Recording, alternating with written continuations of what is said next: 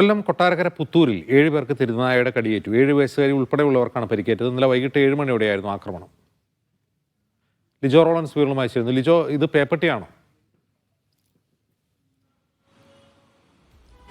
അജിംസെ, ഈ പുത്തൂർ ഭാഗത്ത് തെരുവുനായയുടെ ശല്യം അതിരൂക്ഷമാണ്. ആ തെരുവുനായ, അതായത് ഇന്നലെ രാത്രി 7 മണി കഴിയുന്ന സമയത്തായിരുന്നു 7 പേർക്ക് തെരുവുനായയുടെ കടിയേക്കുന്നത്. 6 പേർക്ക് തെരുവുനായയുടെ കടിയേക്കുന്നത്. ആ പുത്തൂർ, പഴവറ, ചെറുമങ്ങാട് പ്രദേശങ്ങളിലായിരുന്നു ഈ ആക്രമണം ഉണ്ടായത്. പല സ്ഥലത്തു നിന്നും, അതായത് ഒരു നായ തന്നെ കടിച്ചതെന്നുള്ളതാണ് പ്രാഥമികമായി ഒരു നിഗമനം. ഈ തെരുവുനായയ്ക്ക് പേവിഷബാധ ഉണ്ടായിരുന്നു എന്നുള്ള കാര്യങ്ങളെല്ലാം കണ്ടെത്തുന്നതിന് വേണ്ടി നായയെ ട്രേസ് ചെയ്യാനുള്ള ഒരു പരിശോധനയിലാണ് കൊട്ടാരക്കര നഗരസഭ ഇപ്പോൾ ആയിരിക്കുന്നത്. എന്തായാലും ഈ മാലിന്യവും മറ്റും വലിച്ചെറിയുന്നത് കാരണം തെരുവുനായ ശല്യം അതിരൂക്ഷമാണ്. അവിടെയാണ് ഈ 8 വയസ്സുകാരിക്കുൾപ്പെടെ, ആ കുട്ടിക്കുൾപ്പെടെ കടിയേറ്റിരിക്കുന്നത്. കുട്ടിക്ക് ആരുടെയും പരിക്ക് ഗുരുതരമല്ലെങ്കിൽ പോലും കുട്ടിക്കും സാരമായി തന്നെ കടിയേറ്റിട്ടുണ്ട്. മറ്റു പലർക്കും കയ്യിലും കാലിലും അങ്ങനെ പല ഭാഗത്തായിട്ടൊക്കെയാണ് കടിയേറ്റിരിക്കുന്നത്.